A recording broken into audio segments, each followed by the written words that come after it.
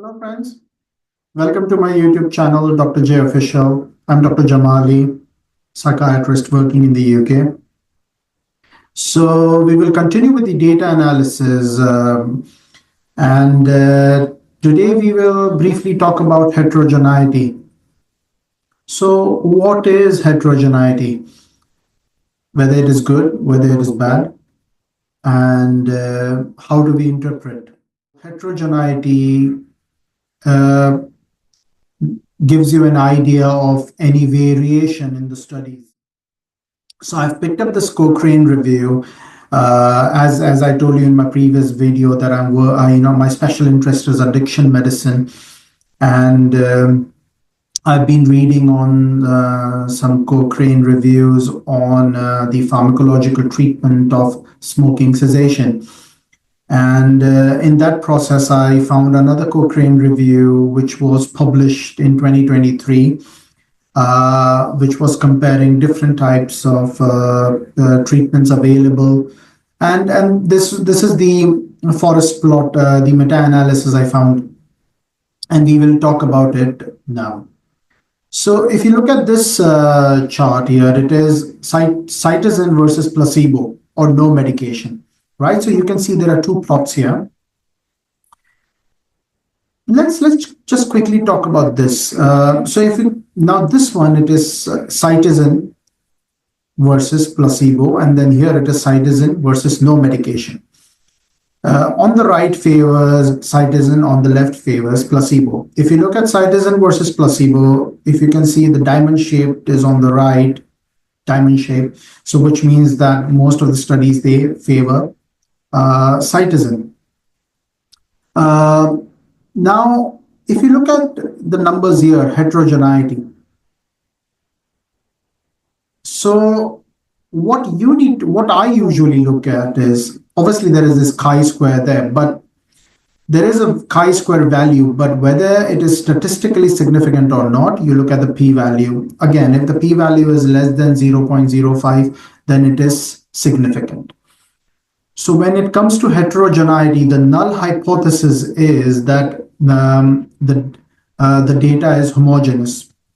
But if the chi-square value, p-value is less than 0.05, which means it is statistically significant, and we can reject the null hypothesis, and we can say that there is some degree of heterogeneity.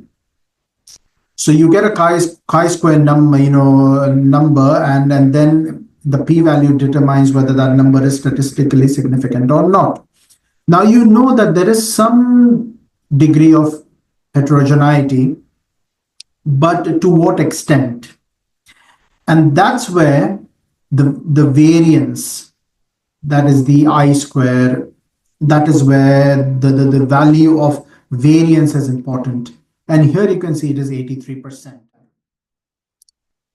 So heterogeneity is about variation, and variation means that the studies involved included many variables there. So say they included people with a wide age group, and they included people with both genders.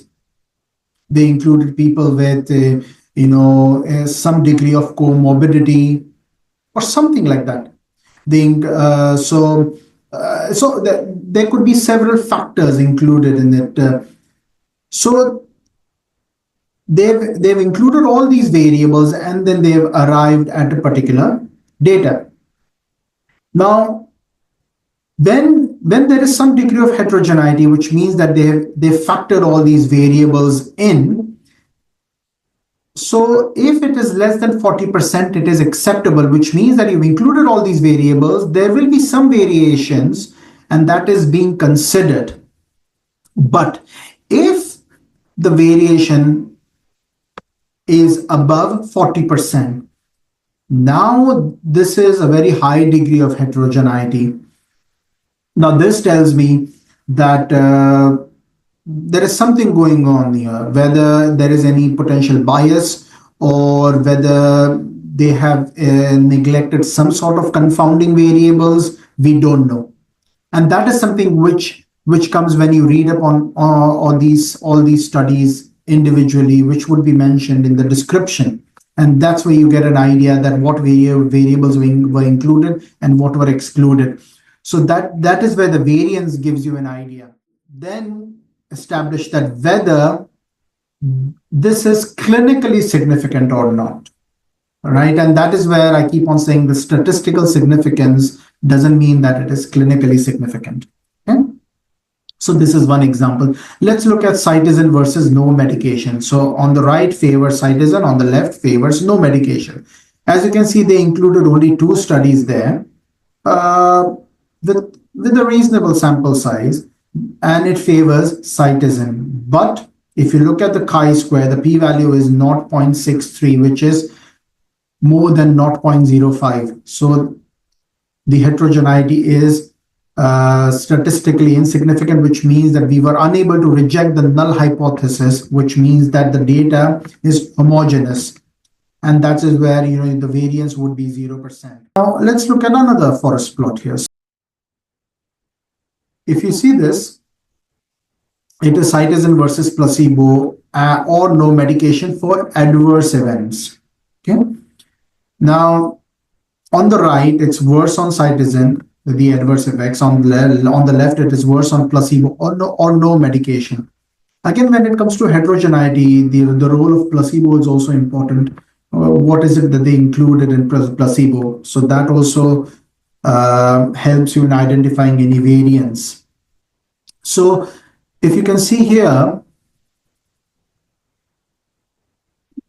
this doesn't touch the line of no effect, but the rest does. And even this study, West 2011, this doesn't touch the line of no effect. And the study by Pastorino in 2022, that doesn't.